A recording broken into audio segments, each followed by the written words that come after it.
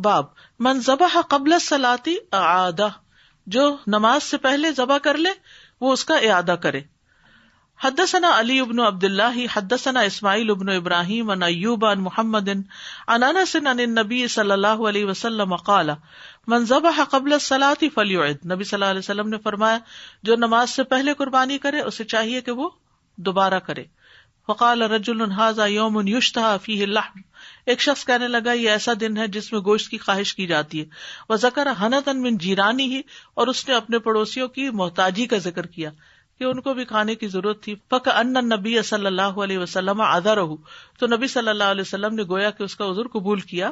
وعندی جزاۃ، اور میرے پاس ایک بکری ہے ایک سالہ، خیر من شاتین، جو 2 بکریوں سے بہتر ہے. فرخص له النبی صلی اللہ علیہ وسلم، تو نبی صلی اللہ علیہ وسلم نے اس کو رخصت دے دی. فلا ادری بلغت الرخصت ام لا ثم انکفأ الی کبشین یعنی فذبحہما، تو میں نہیں جانتا کہ یہ رخصت اوروں کو پہنچی کہ نہیں. پھر آپ مڑے اور 2 دمبے ذبح کیے، پھر لوگ پلٹے. ثم انکفأ الناس الی غنیمۃ فذبحوها، پھر لوگ بھی اپنی اپنی بکریوں پہ پڑ گئے اور سب نے اپنے جانور ذبح کر لیے. حدثنا آدم حدثنا شعبہ حدثنا الاسود ابن قیس سمعت جندب ابن سفیان البجلی قال شہدت النبی صلی اللہ علیہ وسلم یوم النحر. جندب بن سفیان کہتے ہیں کہ میں نے نبی صلی اللہ علیہ وسلم کو قربانی کے دن دیکھا. فقال من ذبح قبل ان یصلی، جو نماز سے پہلے قربانی کرے، فلیعد مکانہا اخری، تو اس کی جگہ پر کوئی اور جانور قربان کرے. ومن لم یذبح فلیذبح، تو جس نے ابھی تک ذبح نہیں کیا اسے چاہیے کہ وہ ذبح کر لے. حدثنا موسیٰ بن اسماعیل حدثنا ابو عوانہ عن فراس عن عامر عن البراء قال صلی رسول اللہ صلی اللہ علیہ وسلم ذات یوم فقال من صلی صلاتنا واستقبل قبلتنا فلا یذبح حتى ينصرف.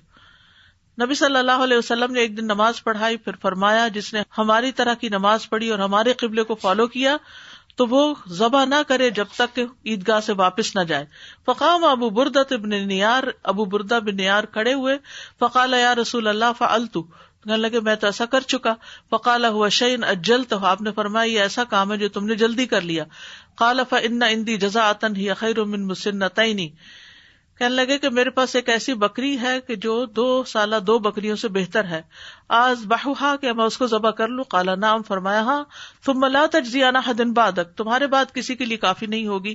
قال عامر ہی خیر نسیکتیہ، عامر کے الفاظ ہیں کہ یہ 2 قربانی کے جانوروں سے بہتر ہے.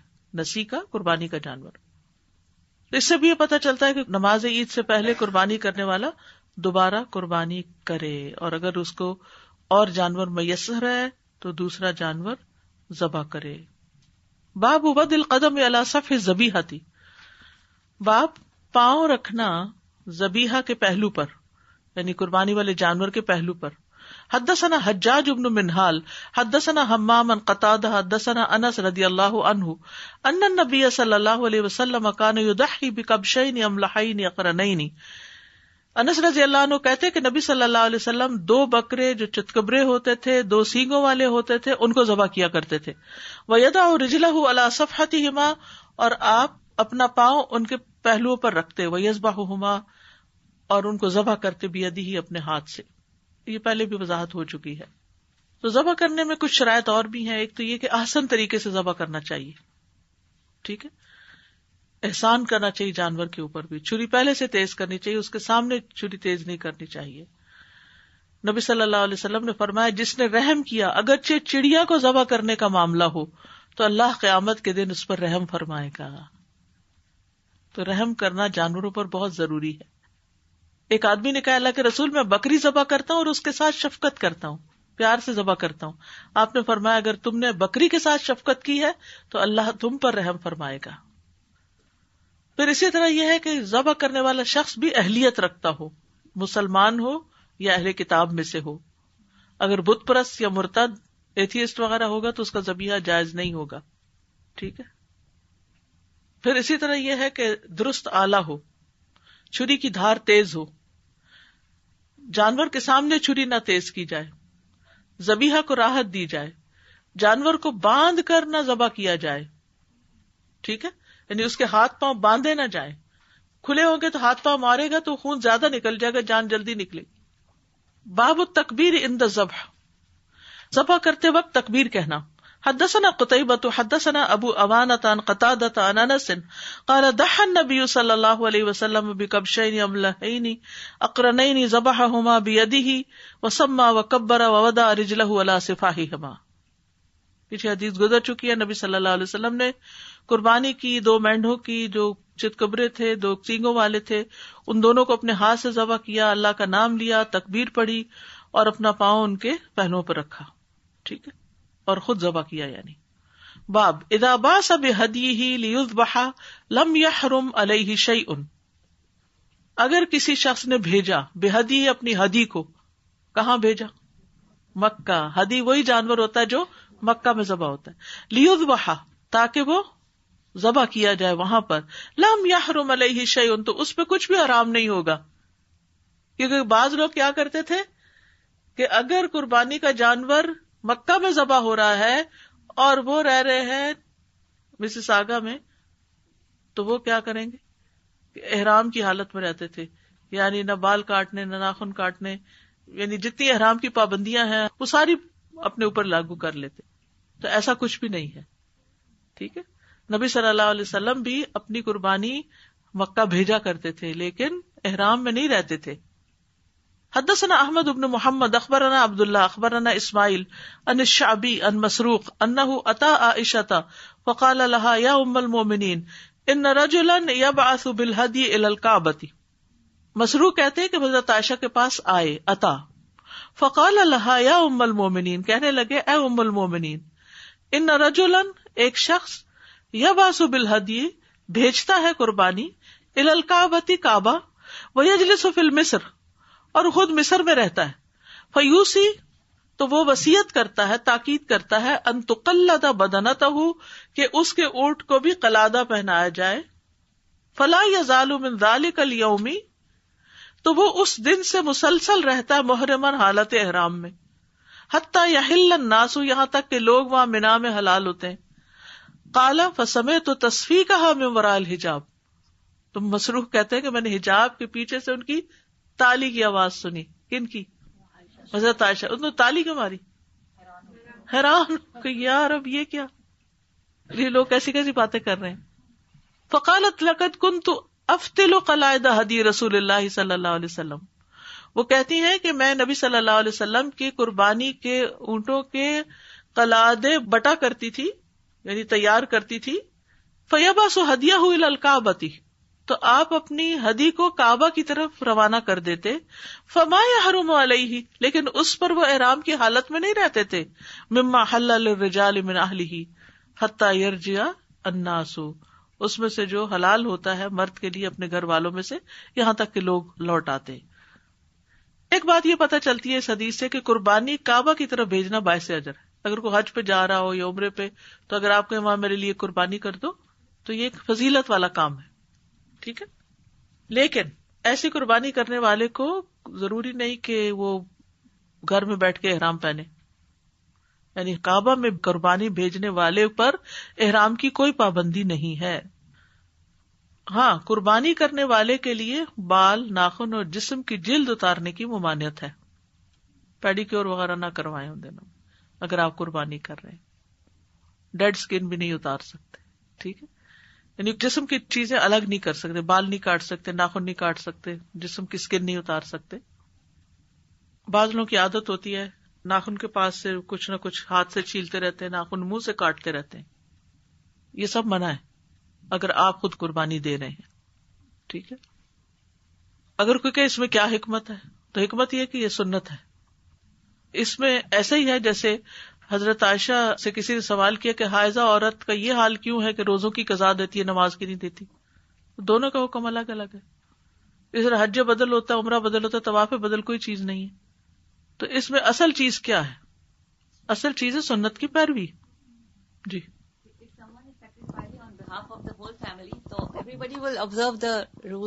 بہتر یہی سب کی طرف سے ہو رہا ہے. پھر پابندی کی اصل حکمت جو ہے وہ اللہ کی اطاعت ہوتی ہے. جو پابندی کہیں پہ بھی لگا دی جائے، جیسے حضرت ابراہیم علیہ السلام کے لیے پابندیاں لگی تھی، وَإِذِ ابْتَلَىٰ إِبْرَاهِيمَ رَبُّهُ بِكَلِمَاتٍ فَأَتَمَّهُنَّ، تو انہوں نے وہ ساری پابندیاں پوری کی. ٹھیک ہے، تو شریعت کے مطابق، قانون کے مطابق جو بھی پابندیاں، حالانکہ کوئی خاص پابندیاں ہیں بھی نہیں ہمارے دین میں، دیگر مذاہب والوں نے اپنے اوپر ضرورت سے زائد پابندیاں عائد کی ہوئی ہیں اور اپنے لیے مشکل کھڑی کی ہوئی ہے، تو بہرحال کچھ چیزوں سے روک دینا بھی اللہ کی ایک رحمت ہوتی ہے. اور اس میں ایک حکمت یہ بھی نظر آتی ہے کہ حج پہ جانے والوں کے ساتھ تھوڑی سی مشابہت ہو جاتی ہے. کچھ لوگ حج پہ نہیں جا سکتے تو وہ مینٹلی یا کچھ ریچولز کے ساتھ وہ ان کے ساتھ شریک ہو جاتے ہیں، ان کی مشابہت اختیار کر لیتے ہیں.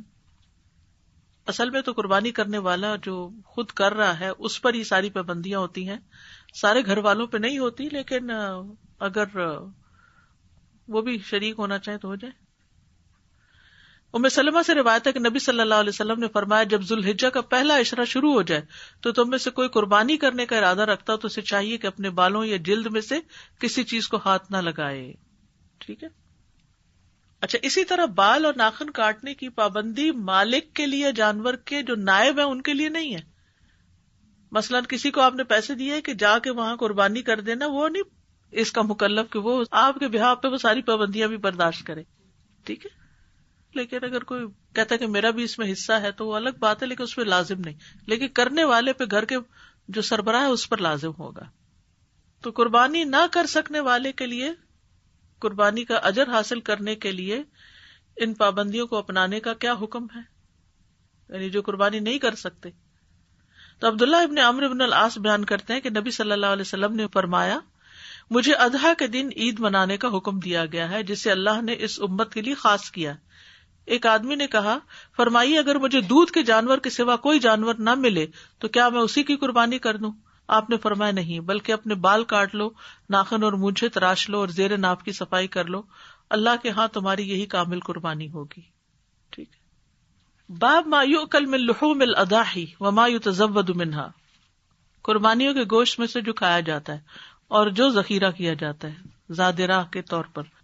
تو اضاحی سے مراد قربانی کے جانور ہیں، لیکن یہاں جو مراد ہے وہ مکہ بھیجے جانے والے جانور ہیں. ٹھیک ہے. حدثنا علی بن عبداللہ حدثنا سفیان قال عمرو اخبرنی عطاء سمع جابر بن عبداللہ رضی اللہ عنہما قال كنا نتزود لحوم الاضاحی.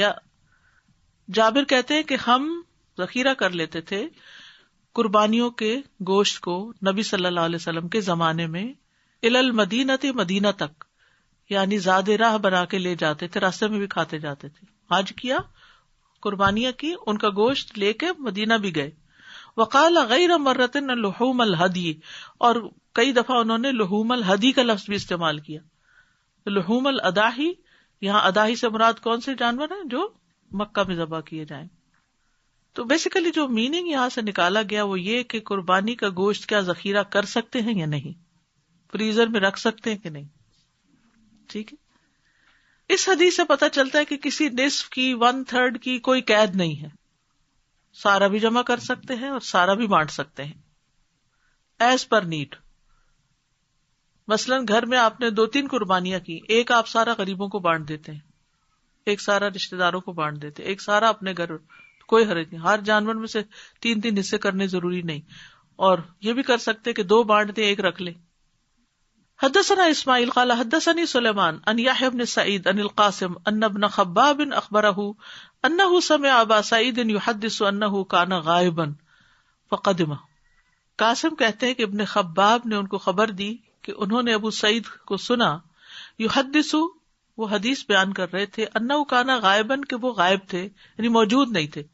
فقدم پھر آئے، فقدم الیہ لحم تو ان کے سامنے گوشت پیش کیا گیا. قالوا هذا من لحم ضحایانا، پوچھا یہ ہماری قربانیوں کا گوشت ہے.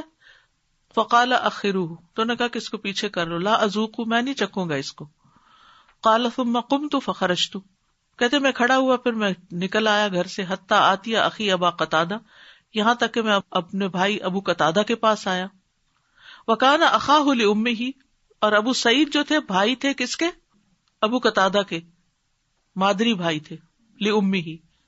وکان بدریا اور انہوں نے بدر کی جنگ میں حصہ لیا تھا. فذکرت ذلک لہ تو میں نے ان کو یہ بتایا. فقال انہ قد حدث بعدک امر کہنے لگے کہ تمہارے بعد ایک اور حکم آ گیا ہے. اصل میں پہلے سال 3 دن تک پابندی تھی، اس کے بعد آئندہ سال گوشت رکھنے کی اجازت تھی. پہلے سال 3 دن تک بس کھانے کی اجازت تھی، پھر اس کے بعد باقی سب بانٹنا ضروری تھا. ٹھیک ہے. یعنی ایک روایت میں اور بھی آتا ہے کہ رسول اللہ صلی اللہ علیہ وسلم نے حجۃ الوداع کے موقع پر کھڑے ہو کر فرمایا، میں تمہیں 3 دن سے زیادہ قربانی کا گوشت کھانے سے منع کرتا تھا تاکہ تم اسے لوگوں میں تقسیم کرو. اب میں تمہارے لیے اس کو حلال قرار دیتا ہوں، اسے جب تک چاہو کھاؤ، 6 مہینے بھی کھاتے رہو تو کوئی حرج نہیں.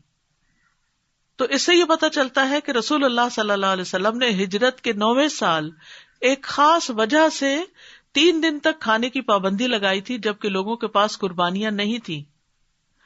تو آپ نے یہ گوشت ان لوگوں کو کھلانے کا حکم دیا جو قربانی نہیں کر سکتے تھے. اس کے بعد یہ پابندی ختم کر کے گوشت ذخیرہ کرنے کی اجازت دے دی گئی. تو جس سال نہیں دی گئی اس کی وجہ یہ تھی کہ لوگوں کے پاس کھانے کو کم تھا، تو آپ نے کیا حکم دیا کہ 2. اب اس میں آپ دیکھیے کہ آپ پر یہ چیز کس طرح اپلائی ہوتی ہے کہ مثلاً آپ کسی ایسے علاقے میں رہتے ہیں جہاں آپ کے چاروں طرف غریب بستے ہیں، جن بیچاروں کو سال بھر بھی کبھی گوشت نصیب نہیں ہوا. تو آپ کو کیا کرنا چاہیے کہ کاٹ کے بکری اور کچھ کھائیں اور کچھ فریزر میں رکھ دیں، وہ لوگ منہ دیکھتے رہیں؟ نہیں، آپ کھائیں عید کے دنوں میں اور باقی تقسیم کر دیں.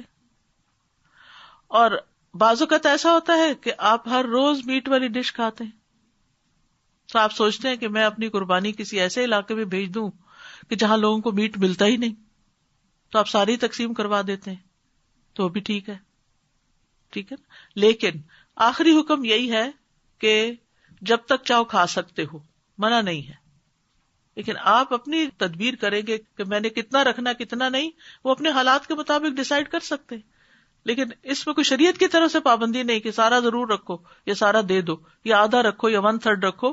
یہ لوگوں کو ایک مشورہ دیا گیا کہ 1/3 کھاؤ، 1/3 تقسیم کرو، 1/3 غریبوں کو صدقہ کرو.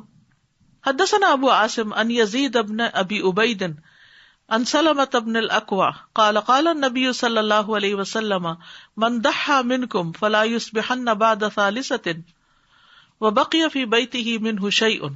جس نے تم میں سے قربانی کی تو وہ تیسرے دن کے بعد صبح نہ کرے، وبقی فی بیتہ منہ شیء، کہ اس کے گھر میں کچھ بھی بچا ہو، بس 3 دن تک کھائے.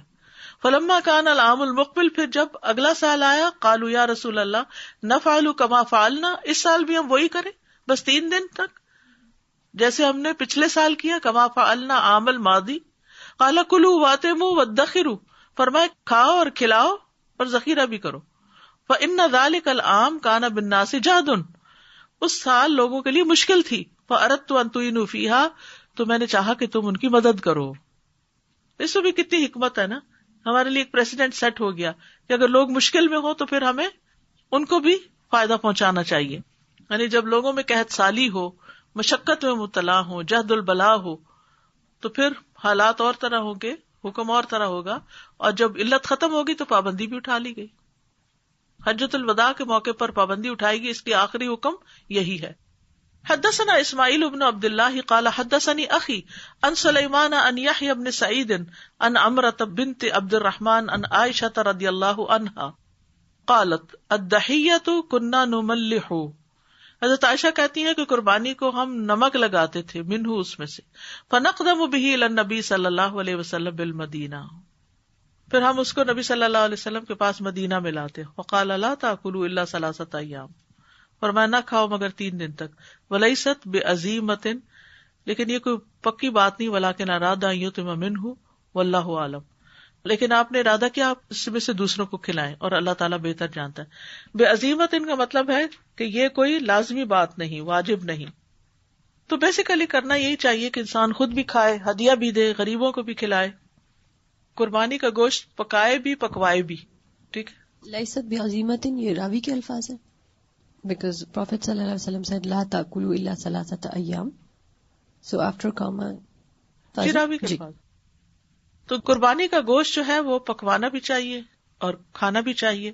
قرآن مجید میں آتا ہے والبدن جعلناها لکم من شعائر اللہ لکم فیہا خیر، قربانی کے بڑے جانور اونٹ وغیرہ ہم نے انہیں تمہارے لیے اللہ کی نشانیوں میں سے بنایا، تمہارے لیے ان میں بڑی خیر ہے، بڑے فائدے ہیں.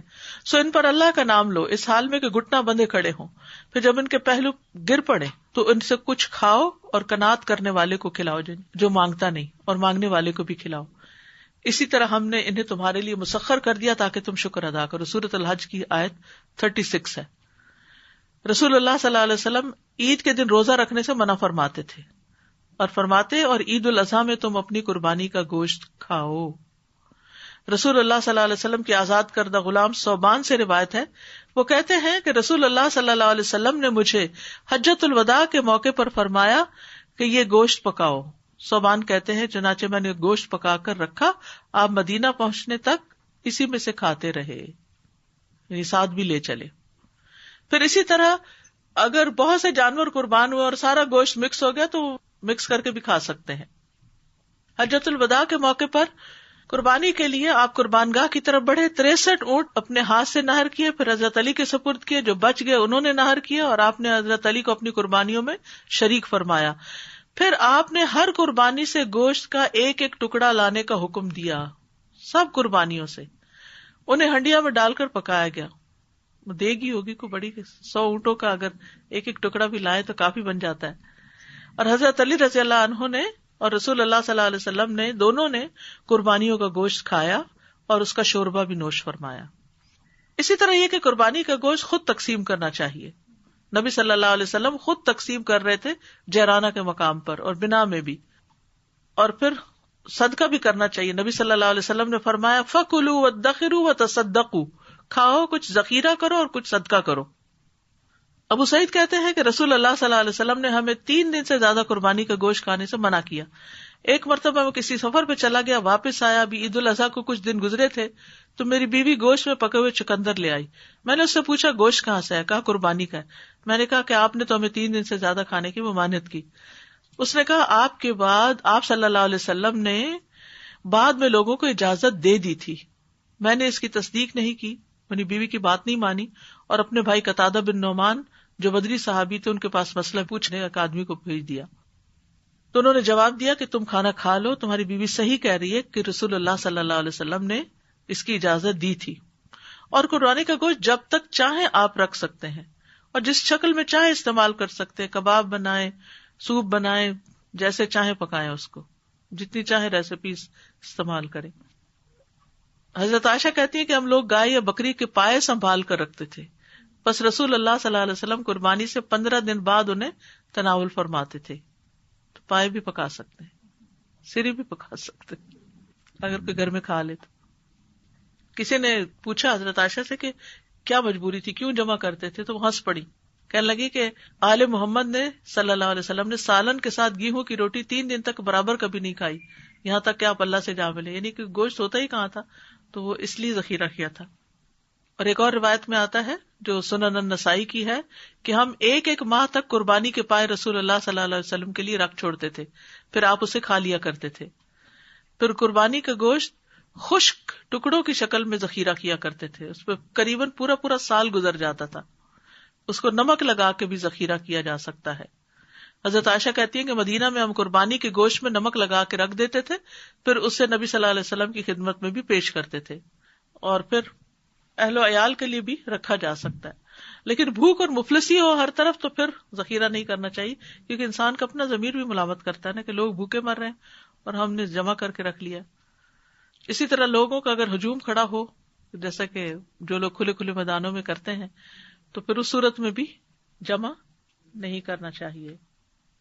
حدثنا حبان بن موسى اخبرنا عبد الله قال اخبرني يونس عن الزهري قال حدثني ابو عبيد مولى ابن ازهر انه شهد العيد يوم الاضحى. زہری سے روایت ہے کہ مجھ سے ابو عبید نے بیان کیا جو عبد الرحمن بن ازہر کے غلام تھے, انه شهد العيد يوم الاضحى, کہ وہ عید کے دن حاضر ہوئے مع عمر بن الخطاب رضی اللہ عنہ, عمر بن خطاب رضی اللہ عنہ کے ساتھ. فصلى قبل الخطبۃ, تو انہوں نے خطبے سے پہلے نماز پڑھائی. ثم خطب الناس, پھر لوگوں کو خطبہ دیا. فقال یا ایھا الناس, پھر فرمایا اے لوگو, ان رسول اللہ صلی اللہ علیہ وسلم قد نہاکم عن صیام ہذین العیدین, کہ رسول اللہ صلی اللہ علیہ وسلم نے تمہیں ان 2 عیدوں کے روزے رکھنے سے منع کیا ہے. اما احدہما فیوم فطرکم من صیامکم, تو ان دونوں میں سے ایک تو تمہارے فطر کا دن ہے, یعنی عید الفطر ہے جو روزوں کے بعد ہوتی ہے, من صیامکم. واما الاخر, اور دوسرا دن جو ہے فیوم تاکلون من نسککم, وہ ایسا دن ہے جس میں تم اپنے قربانی کے جانوروں میں سے کھاتے ہو. قال ابو عبید ثم شہدت العید مع عثمان بن عفان. ابو عبید کہتے ہیں جو اوپر ابو عبید نے نا عمر بن خطاب کے ساتھ حاضر ہوئے، یہی ابو عبید جو ہیں یہ عثمان بن عفان رضی اللہ عنہ کے ساتھ حاضر ہوئے. وکان ذلک یوم الجمعہ، اس دن جمعے کا دن تھا. فصلی قبل الخطبۃ، تو انہوں نے بھی خطبے سے پہلے نماز پڑھائی. ثم خطبہ، پھر خطبہ دیا. فقال یا ایھا الناس، پھر کہا اے لوگو، ان ھذا یوم قد اجتمع لکم فیہ عیدان، اے لوگو آج کا دن جس میں تمہارے لیے 2 عیدیں جمع ہو گئی ہیں. 2 کون سی؟ جمعہ کا دن بھی مسلمانوں کے لیے عید کا دن ہوتا ہے. فمن احب ان ينتظر الجمعۃ، تو جو پسند کرتا ہے کہ جمعے کا انتظار کرے، من اہل الاوالی، دور دراز کے گاؤں یعنی جو بلند علاقوں میں گاؤں ہیں وہاں سے، فلینتظر، تو چاہیے کہ انتظار کرے. یعنی جو سبرب سے لوگ آئے ہیں عید کی نماز پڑھنے کے لیے وہ کیا کریں، چاہیں تو رک جائیں اور جمعہ پڑھ کے جائیں، اور چاہیں تو اپنے گھر والوں کے پاس واپس لوٹ جائیں، عید منائیں. ومن احب ان یرجع، جس کا دل چاہے کہ پلٹ جائے، فقد اذنت له، میں اس کو اجازت دیتا ہوں کہ وہ واپس چلا جائے، جمعے کی نماز کا انتظار نہ کرے. قال ابو عبید کہتے ثم شہدته مع علی ابن ابی طالب. اب یہ تیسرے خلیفہ کے پاس آتے ہیں. فصلی قبل الخطبۃ، انہوں نے بھی خطبے سے پہلے نماز پڑھائی. ثم خطب الناس، پھر لوگوں کو خطبہ دیا. فقال ان رسول اللہ صلی اللہ علیہ وسلم، تو کہا کہ رسول اللہ صلی اللہ علیہ وسلم نے نہاکم، منع کیا ہے تمہیں، ان تاکلوا لحوم نسککم فوق 3، کہ تم کھاؤ قربانیوں کے گوشت 3 دن سے زیادہ. وعن معمر عن الزہری عن ابی عبید نحوہ، دوسری روایت میں بھی اسی طرح. حدثني محمد بن عبد الرحیم اخبرنا یعقوب بن ابراہیم بن سعد ان ابن اخی ابن شہاب ان امہ ابن شہاب ان سالم ان عبد اللہ ابن عمر رضی اللہ عنہما. یہ حدیث عبداللہ بن عمر رضی اللہ عنہما سے ہے. قال رسول اللہ صلی اللہ علیہ وسلم، کہا رسول اللہ صلی اللہ علیہ وسلم نے، کلوا من الاضاحی 3، کھاؤ اپنی قربانیوں میں سے 3 دن تک. وکان یأکل بالزیت، اور وہ تیل سے کھاتے تھے، حین ینفر من منی، جب وہ منا سے لوٹتے، من اجل لحوم الہدی، کہ وہ ہدی کے گوشت کے 3 دن تک کھانے کے قائل تھے، کیونکہ ہو سکتا ان تک یہ دوسری حدیث نہ پہنچی ہو تو وہ بس 3 دن والی حدیث پر ہی عمل کرتے رہے. ٹھیک جی. السلام علیکم. وعلیکم. جیسے ہم قربانی کے بارے میں پڑھ رہے تھے تو دین تو نام ہی قربانی کا ہے، جو شروع ہوا جیسے ابراہیم علیہ السلام کی قربانی ہے، اور بہت ہی بڑی ایک گہرائی میں باتیں ہیں، لیکن میں مختصراً یہ بتاتی ہوں کہ جیسے اللہ تعالیٰ ہم سے محبت کرتے ہیں، اور وہ طرح طرح سے طریقے سے بتا رہے انسان کو کہ وہ یعنی دل کی لالچ جو ہے نا، شک جو ہے، اس سے بچنا مقصود ہے جی. ورنہ ضرورت کے تحت جو ہے وہ آپ رکھ سکتے ہیں، دے بھی سکتے ہیں، اور مختلف احکام بھی نازل ہوتے رہے. لیکن کوئی بھی چیز ہو، انسان کے پاس مال ہے، کوئی علم ہے، کوئی بھی ہے، تو اس میں یعنی کہ وہ اپنی لالچ کی وجہ سے نہ کرے، بلکہ وہ تقسیم کرتے لوگوں میں، اور یعنی کہ ایک بہترین طریقہ ہے کہ لوگوں کو فائدہ دینے کے لیے ہو، نہ کہ کسی پہ ظلم نہ ہو نا. بالکل. وفی اموالہم حق للسائل والمحروم، ان کے مالوں میں حق ہے سوالی کا بھی اور محروم کا بھی. جزاکم اللہ خیرا وآخر دعوانا ان الحمد للہ رب العالمین. سبحانک اللہم وبحمدک، اشہد ان لا الہ الا انت، استغفرک واتوب الیک. السلام علیکم ورحمۃ اللہ وبرکاتہ.